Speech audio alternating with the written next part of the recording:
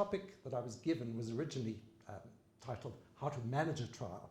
I see it somehow transmogrified into How to Conduct a Trial. I prefer the original title. I found myself wondering what the purpose of such a speech should be, speaking to people whose lives are involved in conducting trials.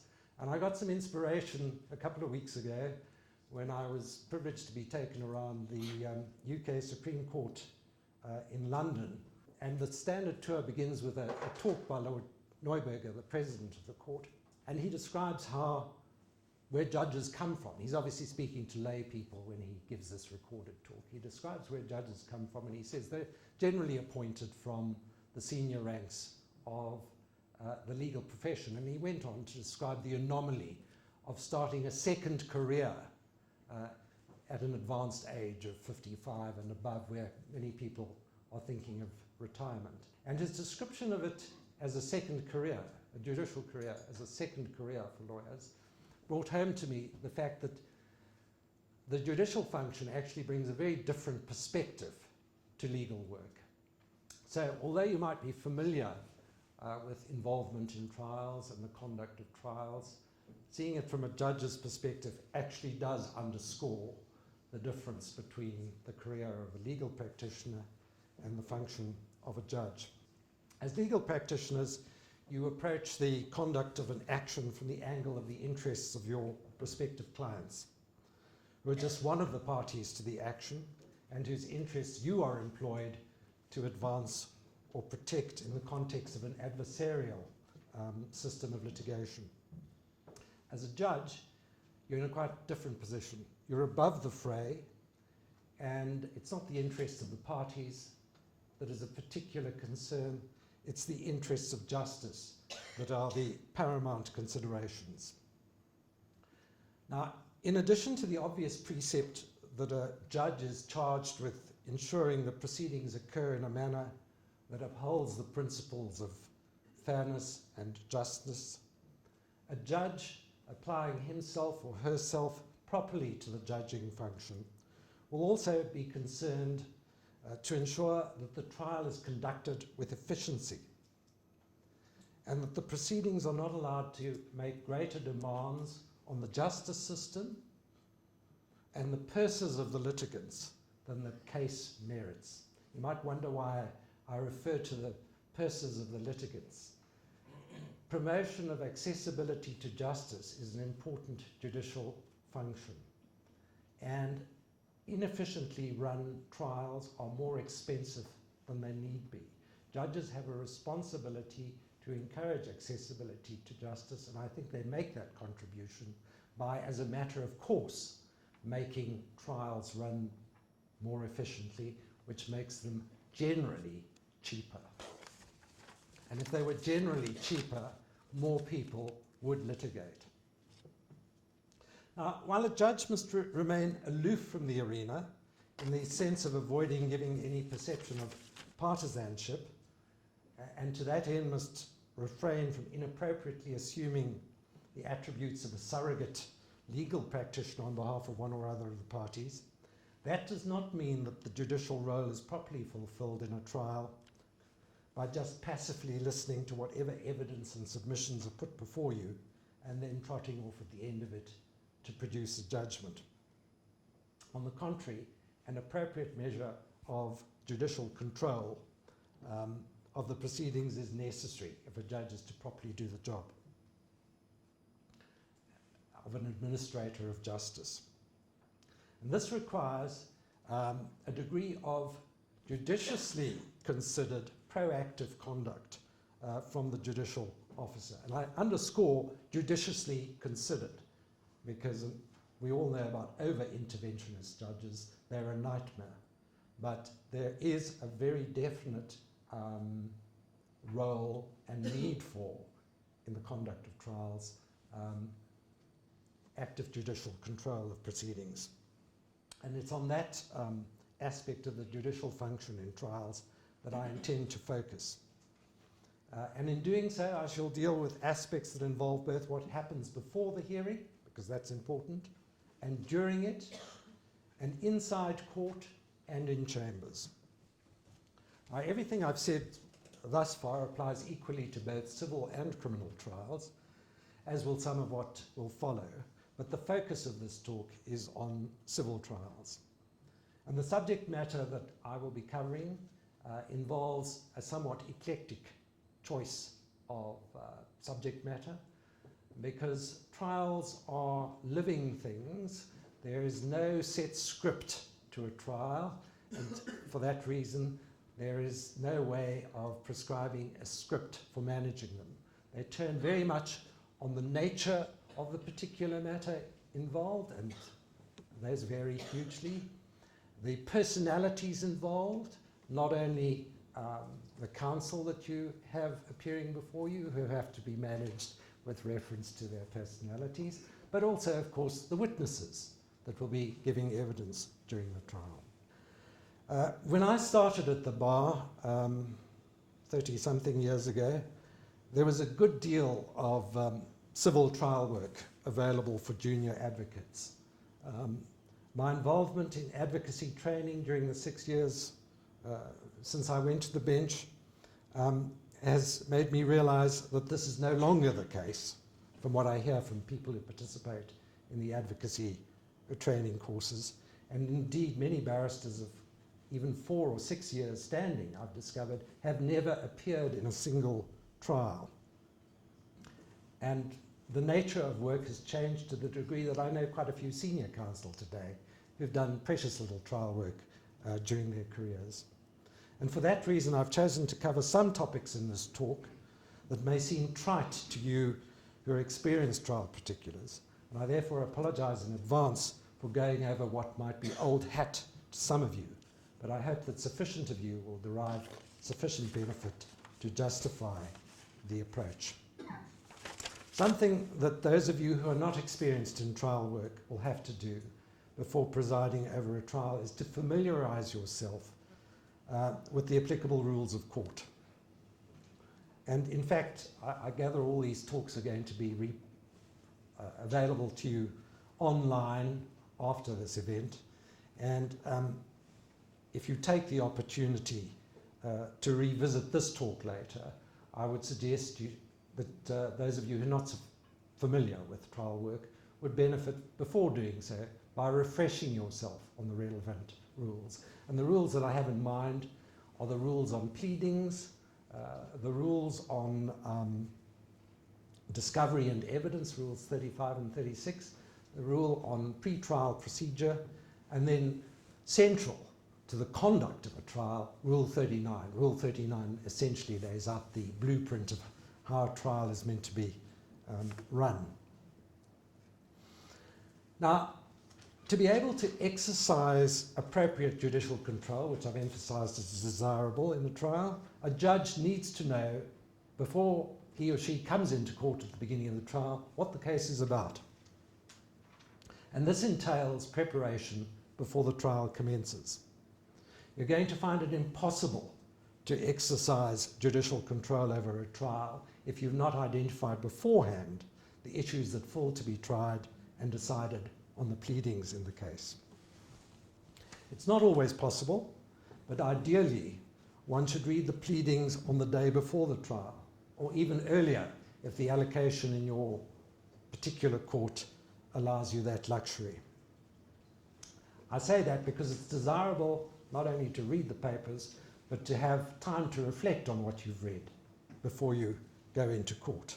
A time for reflection will give you the opportunity to think about aspects of the case in respect of which you might be required to make rulings at the commencement of the hearing or in the course of the trial. And you'll be at sea in trying to deal with procedural matters which may require your determination at the beginning or during the course of the trial if you do not know what the case is about.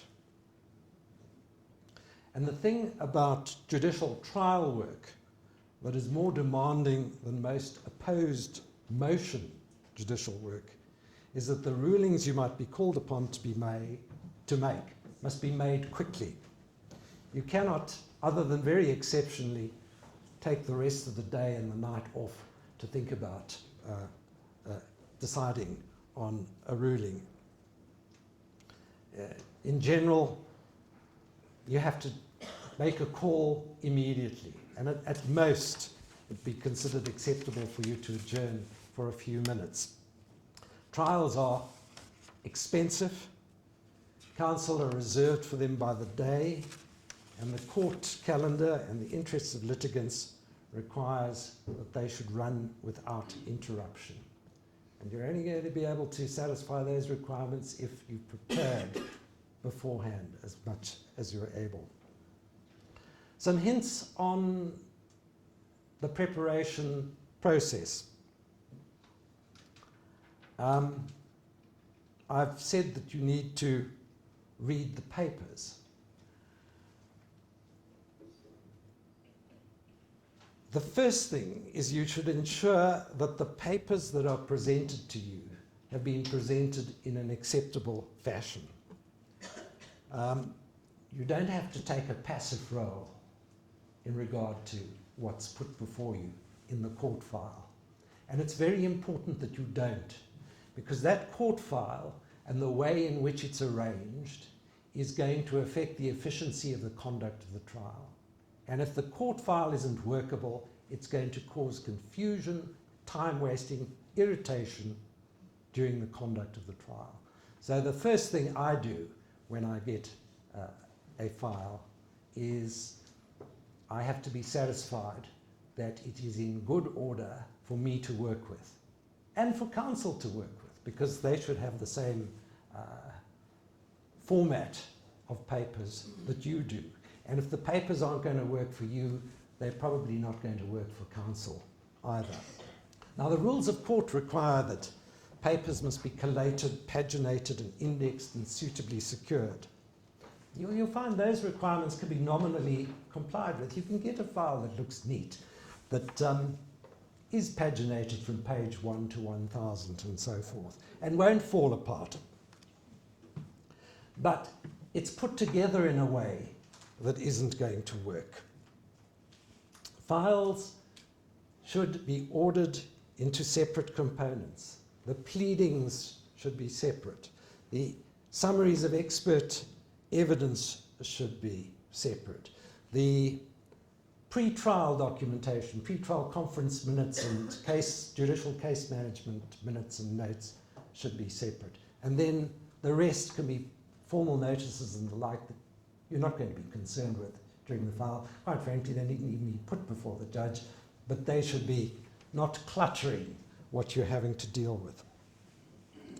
Now, all that sounds very logical, but you'd be surprised how frequently you get a file which is put together just on the basis the summons comes in first, and then the notice of intention to offend, and then the this, that, and the other, just in the order in which it's come into the registrar's office. So you get pages and pages and pages of irrelevant bump between stuff that you are going to have to deal with, which means you might take an unnecessary 5 minutes to find where the plea is in relation to the particulars of claim, because there's a lot of nonsense in between. Now, in your judicial role, you don't have to take that passively. And what you should do is, if you get a set of papers that's not put together in a way that's going to work for you, don't even start reading it. Get your clerk or your registrar immediately to get hold of the plaintiff's attorneys and get them there post haste to put the file in order. You're actually wasting your time trying to start on a disorderly file. And you'll find as acting judges, if you're in a trial, you're going to have lots of other things to do besides the trial. Being in a trial isn't going to stop your automatic criminal reviews coming in. It's not going to stop your petitions for leave to appeal from the lower courts that you have to consider coming in. You've got a lot of work that you can get on with efficiently whilst the attorney puts the file in order. And quite frankly, if it causes a slight delay in the commencement of the action, that doesn't matter, because that slight delay is probably going to save a lot more time than the chaotic conduct of the trial that's going to ensue if the papers haven't been put in order beforehand.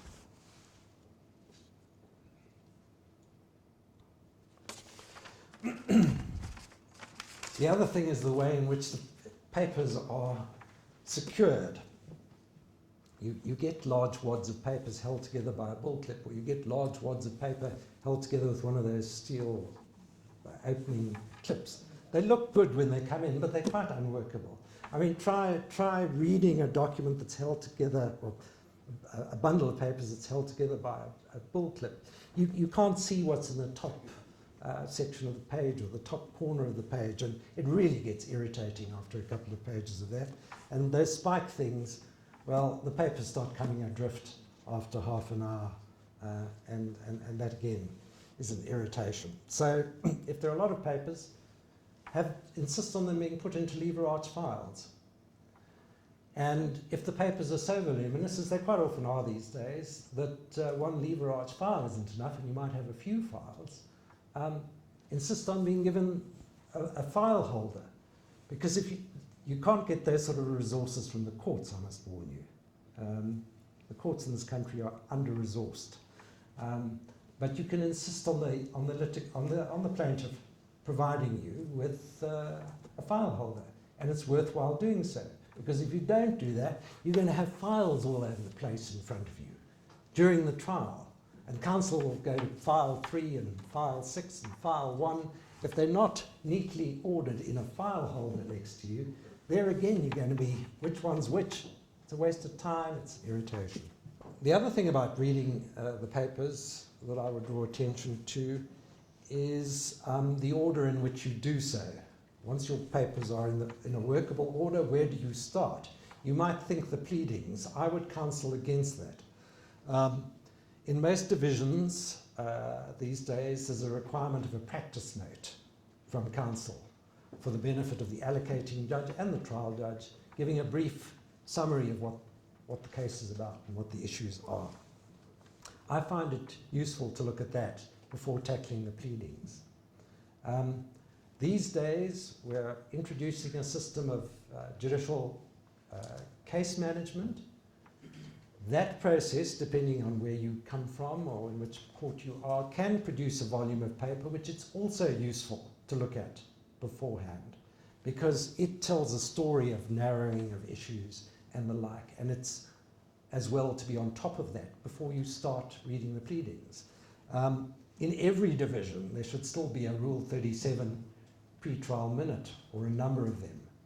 It's important that you read those before you start on reading the pleadings, because it's an instruction to you really on how you must approach the reading of the pleadings. Having consideration to that documentation before you look at the pleadings can alert you to the fact that a lot of what is still on the pleadings as issues is no longer in issue. And it's helpful to know that before you commence your reading of the pleadings. I also find it useful when looking at the pretrial documentation, and particularly the pretrial minutes, to make an assessment of to what extent the parties have conscientiously applied themselves to the purpose of these pretrial meetings. Because the purpose of the pretrial meeting is to assist the efficiency of the trial. It is to narrow the issues as far as possible, and to clarify and distill what remains to be addressed in the actual hearing. If you get a pretrial minute that appears to just pay formal obeisance to the requirements of the rule, you should consider, and I know this isn't easy for first-time acting judges who might be relatively junior in the profession, but it doesn't matter. When you're an acting judge, you're a judge. And what I'm speaking to has got nothing to do with seniority. It's got to do with the efficient conduct of trials, and it's your duty as a judge, even the most junior beginner acting judge, to attend to that duty and to promote the efficiency of the conduct of the trial. If you look at a pretrial minute and it doesn't seem that the parties have paid conscientious attention to narrowing the issues, I call counsel in and I say, this isn't good enough. You go away and you have another pretrial conference and you come back and you show me that you've seriously applied yourself to narrowing the issues. So the pretrial minute not only serves as a useful precursor to your consideration of the pleadings, it's also something that you should assess in your judicial management of the trial as to whether really these parties are entitled to ask you to get into court to hear the matter. Because if they haven't made the effort, they're not entitled to a hearing, in my view. You might even consider that not at the beginning of the trial, but during the course of the trial. The trial might start and it might become apparent to you, perhaps confirming your impressions of what you'd read in the pretrial minute. The matter's becoming unnecessarily bogged down on matters which the parties should be able to resolve or narrow. And in that regard, it's very useful to remember Rule 37(8)(a), which empowers a judge at any stage of the proceedings to convene a conference in chambers to address matters of narrowing of issues and the like. On the occasions in which I've done so, I haven't conducted a full conference in chambers. I've just identified what I require to be dealt with and hinted at how I think it could be profitably addressed. And in 9 cases out of 10, if you are able coherently and sensibly to identify issues which the legal representatives could work together to cut time and expense and shorten the trial, they're able to do so. My own experience is counsel are generally quite chastened when you're able to show them how the job could be better done, and then they do it to good order.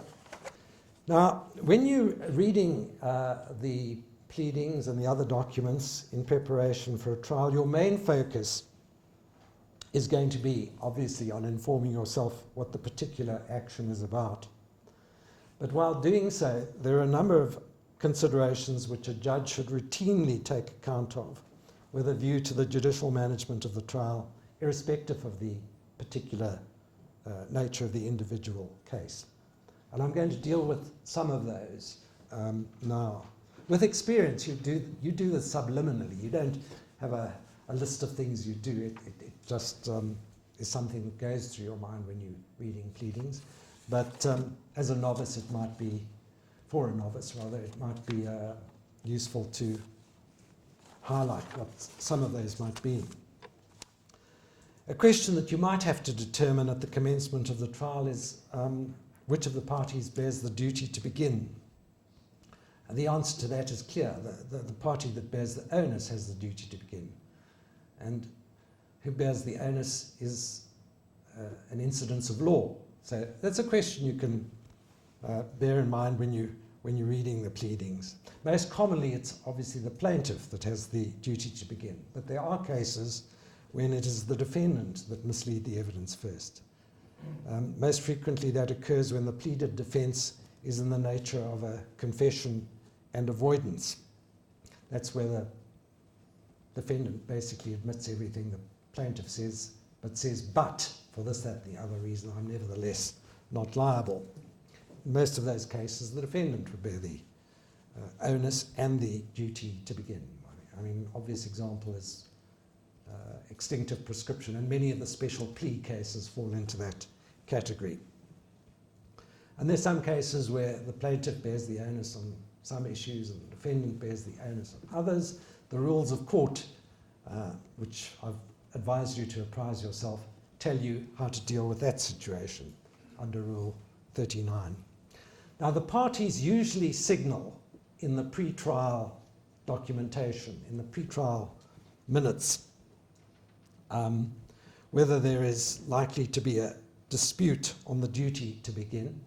But sometimes it's something that comes up without any forewarning at the beginning of a trial. So that's why I say it's as well to be prepared on it, just in case.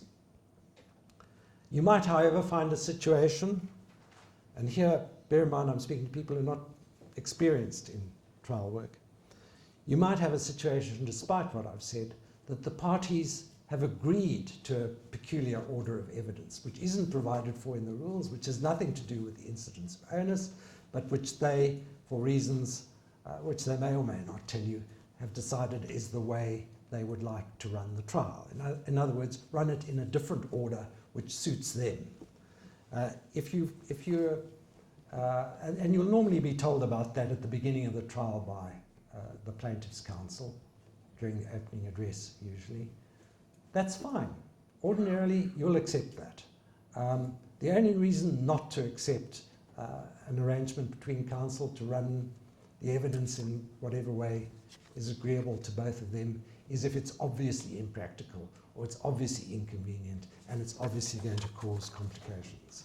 Otherwise, you just allow them to run the trial or the order of evidence as they wish. Another thing that you must bear in mind when reading the pleadings is the separation of issues. There are matters in which issues cry out for separate determination as a matter of convenience and cost efficacy, time and cost efficacy. That's something that ideally should be identified during the pretrial procedures, especially if there's been an efficient judicial case management process. But with the system of judicial case management still being in its infancy in this country, it often doesn't happen. When you read the file, it may strike you that the nature of the case is such that it might be more convenient, both in terms of court time and costs, for one of the issues to be tried and decided separately from and before the other issues in the case. Obvious examples of this are where there is a special plea, or in a delictual action where both liability and quantum of damages are an issue, and there would be little point in hearing days of evidence on damages when the claim might fail for lack of proof of liability on the part of the defendant. A separation of issues for trial is indicated when a decision of the separated issue could be dispositive of the whole case. It's not appropriate when a second stage hearing would be required irrespective of how the separated first stage issue is decided. And the question to be separated, maybe one of fact and law, or maybe just one of pure law. If it's fact and law, your separated issue is going to require a trial, but a truncated trial, a shortened trial. If it's one of pure law, well then the separated issue can be disposed of on argument. Now, generally, as with order of evidence and duty to begin, this is something that the parties will have applied their minds to beforehand. And more often than not, it's the parties who will ask you for a separation of issues. But sometimes the parties don't appreciate the appropriateness in the particular case of a separation of issues. And this is most frequently encountered when the case raises characteristics, either in the particulars of claim or the plea, where there could have been an exception, but there hasn't been. And you as the judge might be the person who spots, well, you know, this issue is arguable, and if the case as pleaded doesn't sustain a remedy, what's the point of me hearing a whole lot of evidence to announce that conclusion at the end? And that is something that is sometimes not recognized by the legal practitioners, because it's the person who omitted the opportunity to take the exception that is responsible for that matter not having been separated earlier. And you might, as a judge, merimoto, have to identify it and decide that's what you want to hear first before anything else. So you would separate the issue. In that regard, however, if you, rather than the parties, are the initiator of a possible separation, it's important that you put your view on the desirability of a separation to the parties and allow them to address it before making a decision. Don't just willy-nilly decide for yourself. separation is going to work here. It's always important in all judicial work to allow the parties to have their input on the face of it views. Because what might appear to you on the face of it to be perfectly obvious or sensible might well be placed in a quite different light once you've heard what the legal representatives who are steeped in the case have had to say. And there's no lack of judicial control involved in soliciting the views of the parties. On the contrary, not only is giving them audience a fundamental tenet of justice, it's also an invaluable tool to competently exercising judicial management of a trial. The next topic that I wish to speak to is in-chambers discussions with the parties' legal representatives. When you first act as a judge, counsel appearing in virtually every trial before you will come to introduce themselves before the hearing. And often they will seek to use the opportunity to discuss the case. They might also seek the opportunity to approach you for in-chambers discussions during the course of the trial. My advice is to discourage discussions on the merits of the action in chambers. It gives rise to unnecessary complications. One of the questions asked earlier was the judge said in chambers to one of the counsel, you're going to have to convince me why you shouldn't lose this case. And that caused a huge hurrah, it seems, from what was said in the case, and matter was stood down for instructions to be taken, and then suggested the judge should recuse himself or herself, whoever it was. That shouldn't have happened. It was unnecessary. And quite frankly, there was nothing wrong with the judge having said that, because the judge could have gone into court and quite legitimately said that in open court. And then this whole debate wouldn't have issued. There's nothing wrong with going into court. As Judge, I think it was Judge Nugent this morning pointed out, judges have read the papers, whether there be applications, appeals, or just a matter on the pleadings, have some sort of view of the case. You don't go into court with no view at all. And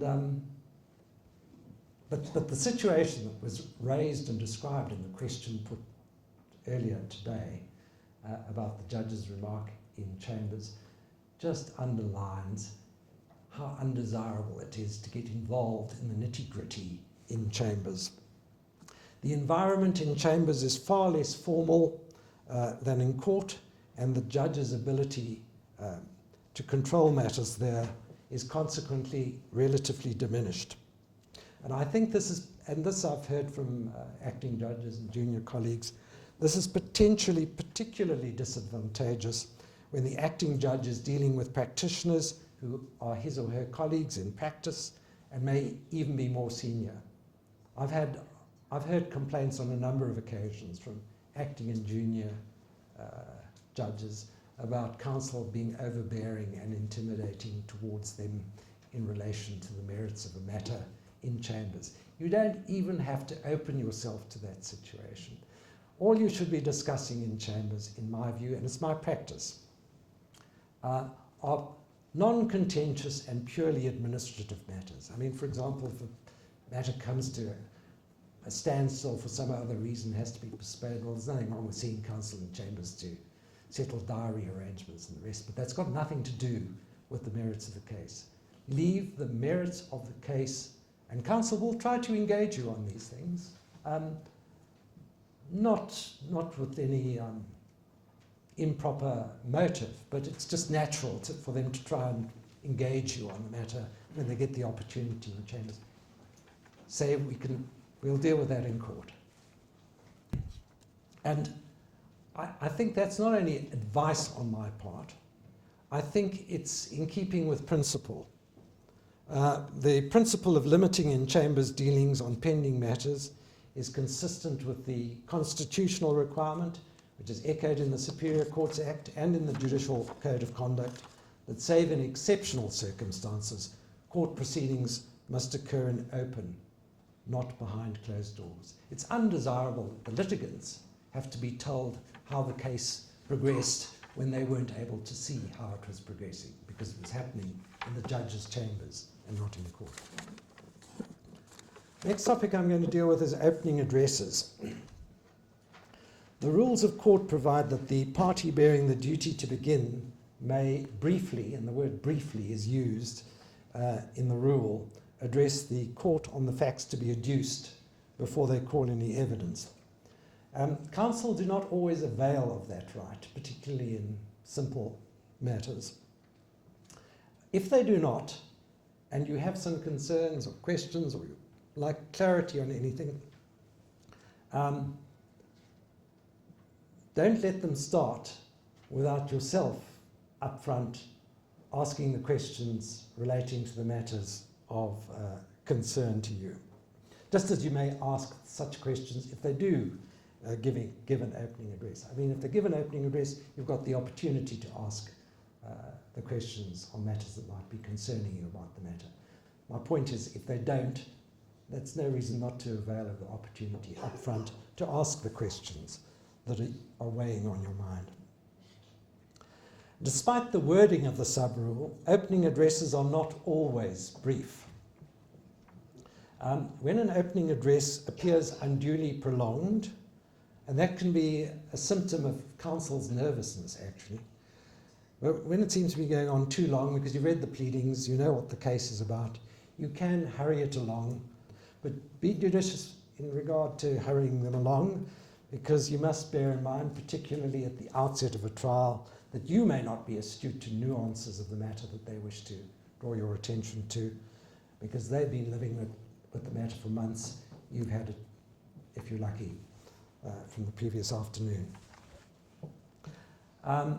Going back to the adjective briefly provided for in the rules, in complicated matters and in cases in which large volumes of documentary evidence is going to be used, you will find it to your advantage, despite the wording of the rule, to allow a lengthy opening address if counsel choose to make one.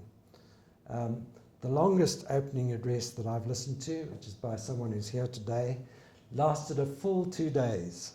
It was given by a very competent senior counsel, and I mention it because in that matter, despite the fact that the address went on, might not have been the full 2 days, we might have dealt with certain other preliminary matters at the beginning, I did not have the slightest temptation at any stage of the address to cut counsel short. It was 2 days very profitably spent. So judge the case and your management and conduct of the matter accordingly. I've noticed from some records that I've read on appeal that inexperienced acting judges sometimes call on the other party also to make an opening address at the commencement of the hearing. And I've noticed that counsel more often than not take up the invitation, and so you get 2 opening addresses at the beginning of a trial. Don't do that. It's not provided for in the rules. And the reason I say don't do that is, although counsel for the other party does have the right to make a brief opening address before they lead their evidence, in 99% of cases, you're so steeped in the matter, everybody is so steeped in the matter by that stage, that a second opening address is totally superfluous and they don't make it. So asking for and allowing 2 opening addresses at the beginning of the trial really just contributes to lengthening and increasing the costs of the matter and time and money. I mentioned earlier that during an opening address you should feel free to put any questions that are of concern to you about the matter, clarification, anything about the matter you don't understand, raise it with counsel. The wonderful thing about being a judge as opposed to being counsel is you don't have to understand the case at the beginning. And if you don't understand it, there's nothing wrong with saying to counsel, you know, you're going to have to make me understand. I'm not getting my head around this. And if you've given them a sufficient opportunity to try to make you understand what it is and you still don't understand, well, there's probably nothing to understand. But any questions you can put are useful not only to you at the beginning of a trial, they're useful, and I say this from my experience as counsel, they're useful to counsel because they can flag things for counsel to which they might not have been astute, and make them appreciate what's of concern to you or interest to you, so that they then know that those are things they're going to have to deal with in the conduct of the trial going forward. I interpolate here to touch on something that was raised in a different context earlier, and particularly with regard to what Bob Nugent asked to be stressed to you in regard to the issue of disclosure of interest. When you've got a concern about a previous involvement with anything that might bear on the trial, even if you don't believe it's something that justifies your recusal, you're going to draw that to counsel's attention in chambers. You're not, but the message from Bob Nugent was arising from what the Constitutional Court said, you've got to tell not only counsel but the litigants. Now, don't misinterpret that to mean you've got to call the litigants into your chambers. That's not how you should do it. What you do is you alert the legal representatives. I always like the counsel and attorneys to be present. You alert them to your whatever it is that you think they should know about by way of disclosure. You give them the opportunity to go back to their clients and tell them what you've said in chambers. And then when you go into court, you just at the beginning of the trial mention what has happened in chambers and confirm in open court what has happened. That will cover the informing the litigants aspect of that requirement of disclosure. The next thing I want to talk about, as I said, these topics are eclectic and jump about, are trial bundles. And the reason I bring up trial bundles at this stage is because trial bundles are usually first referred to in the opening address.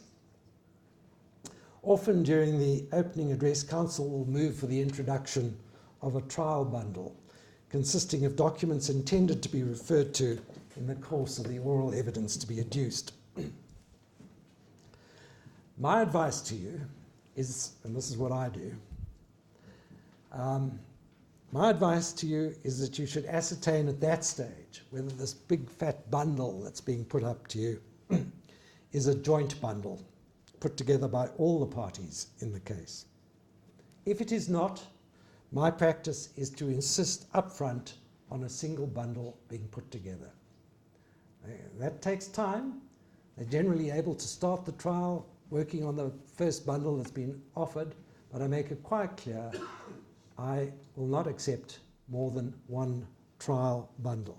And if you don't insist on that, you and the witnesses are going to end up being referred to 2 or more bundles during the evidence, each containing duplicates of documentation that's contained in the other bundles, but with different pages concerned. And this is going to complicate your task when going over your notes for preparing judgment.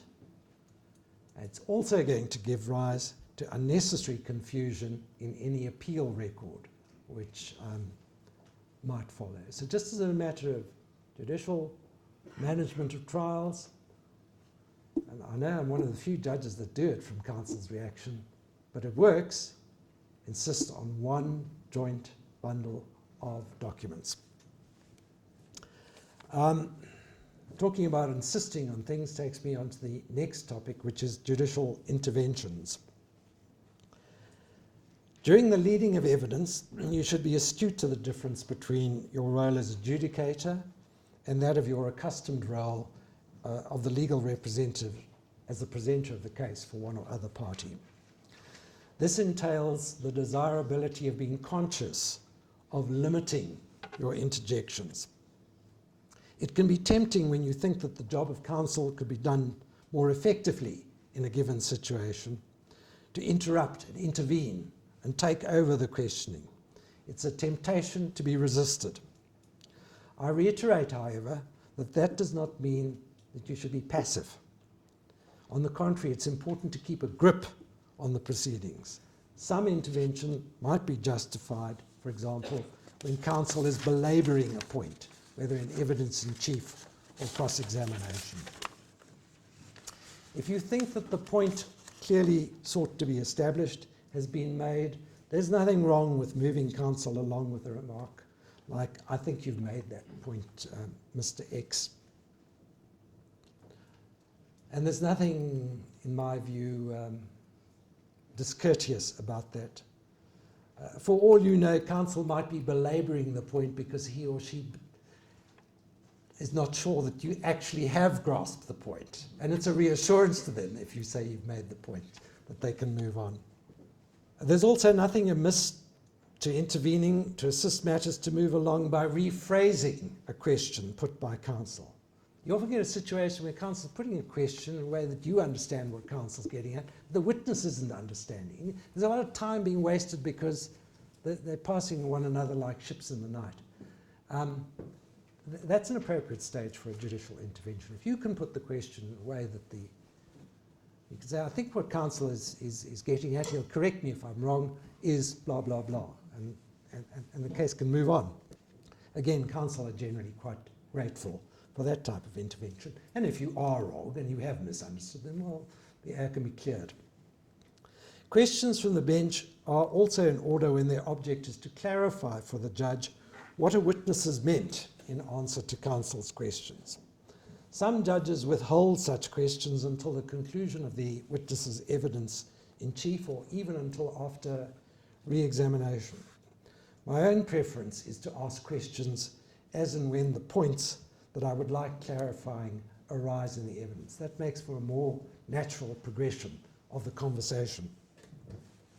What one has to take particular care about in that situation, though, is about ensuring that one's questions do not give rise to a reasonable perception of partisanship.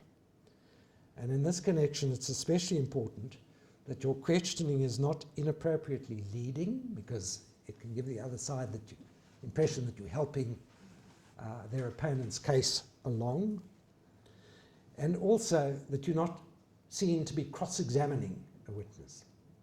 And that can be difficult. And the way to avoid the impression of cross-examining a witness is to avoid getting to the stage where you put the knife in, which you would do with cross-examination. You can put the knife in if it's justified after you've heard all the evidence when you write your judgment.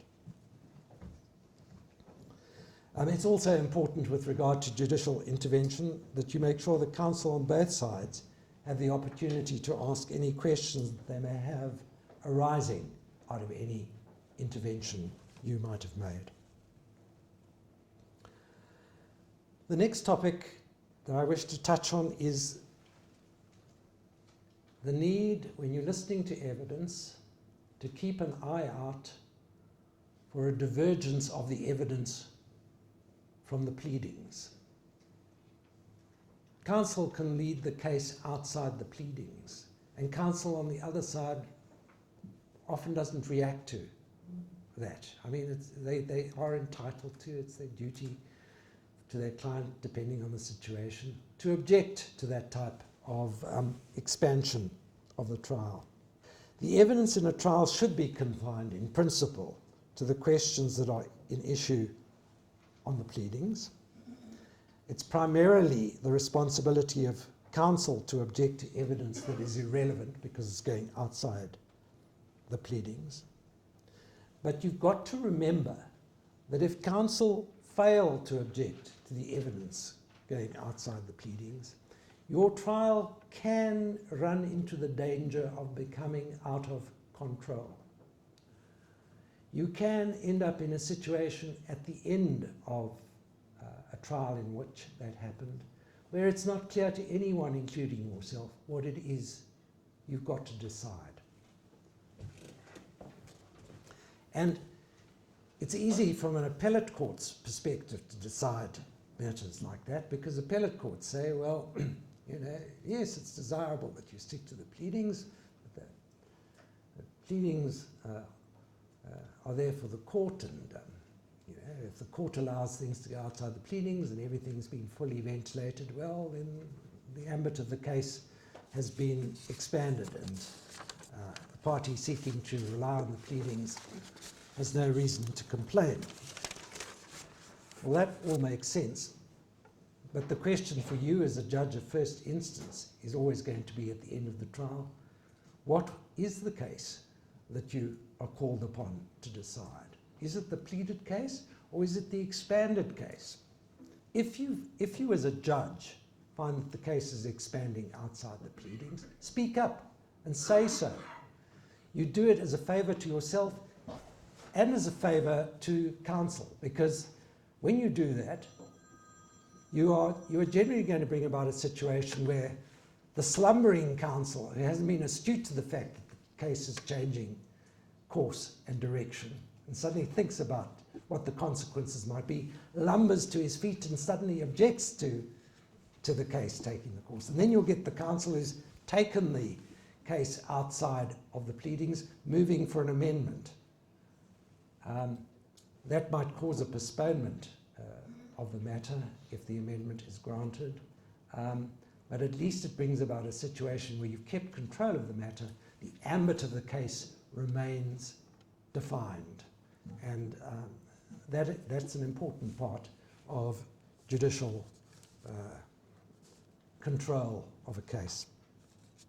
When you raise a departure from the pleadings as a judge, you're not raising an objection. You're not acting as counsel would, raising an objection on irrelevance. You're just flagging a warning so that everyone knows that this is something that needs to be talked about. Next matter is dealing with objections. A matter that will arise in almost every trial, unless you have very competent and very sensible counsel on both sides, is the need to make rulings on objections to the admissibility of evidence. The number of objections by counsel during a trial is, in my experience, frequently inversely proportional to the extent of counsel's experience. You generally find if you've got good counsel on both sides, there are hardly any objections. And if there is an objection, you don't have to decide it, because the counsel against whom an objection has been raised immediately recognizes it's a good objection, concedes it, and deals with it. More experienced counsel will not waste time raising objections unless they consider that a failure to have something excluded will materially prejudice their client's case. They'll ignore leading questions which aren't harmful. They'll ignore innocuous hearsay when they assess it's not going to make any difference at the end of the day. That said, when objections are raised, they should not be ducked by the bench. They should be decided then and there. Counsel on the receiving end of an objection, as I've said, will often concede the objection and rephrase a question or abandon a line of questioning. But if they do not, and the merit of the objection is debatable, you must invite argument on the point and decide it then and there. The decision is in the nature of a ruling. You make the call on the basis of where you're at in the trial. If the matter moves on and you realize that actually you should have called it differently, you can always recall that type of ruling. It might require a witness to be called back, well, so be it, but you can recall it. The important thing is you've got to make the decision, and you are shirking the judicial function if you don't. I've noticed from some of the appeal records I've had to read over the years that too many judges, especially those who are inexperienced, resort to deferring decisions on objections by using the device of, quote, provisionally admitting evidence. That's unsatisfactory. Provisional upon what? More often than not, a decision is never made subsequently confirming whether the evidence provisionally admitted has been definitively included or excluded, and its status at the end of the matter is uncertain. That complicates the task of counsel preparing argument at the end of the case, also complicates your task when you come to write the judgment. Another problem that can arise from a failure to decide positively one way or another whether an objection is upheld or overruled is that it can unduly prolong the trial. In an appeal in which I sat recently, an acting judge's decision to, quote, provisionally allow evidence which he should have excluded resulted in 4 days' worth of irrelevant evidence being adduced, because a number of witnesses on the same point that he wasn't prepared to decide should be in or out were called. The judge correctly held the evidence to have been inadmissible in his judgment at the end of the trial. But that was no compensation for the very significant waste of court time and the large sum in wasted costs incurred, which he neglected to award in favour of the losing party, whose valid objection he'd failed to timeously decide. So that gives you an extreme example of the dangers and disadvantages of not making rulings on objections. And it's one of the difficult things about trial work, because you've got to do that on the hop.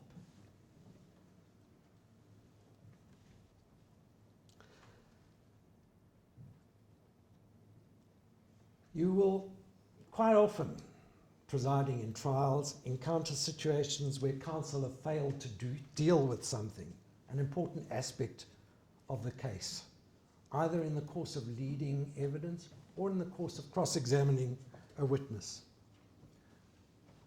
That can be a source of satisfaction if you're on the opposing side. You can say, there's the hole that they've left, the fatal flaw they've created in their own case.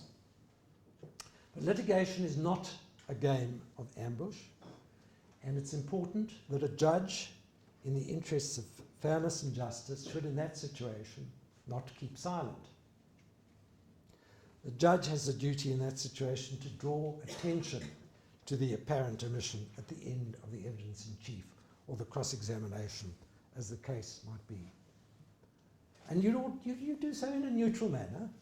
You'd ordinarily do that by saying something like, Mr. X, I've noticed that you've not canvassed ABC with the witness. Was that intentional?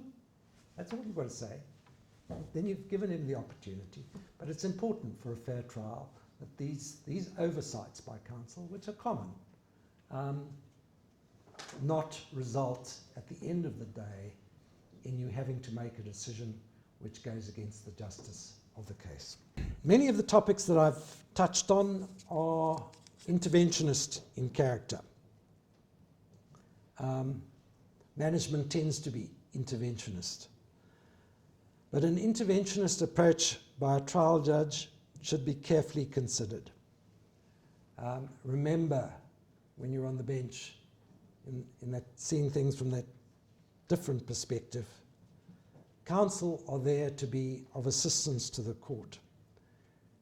And you'll find in your experience on the bench that they generally try to the best of their ability to fulfill that role.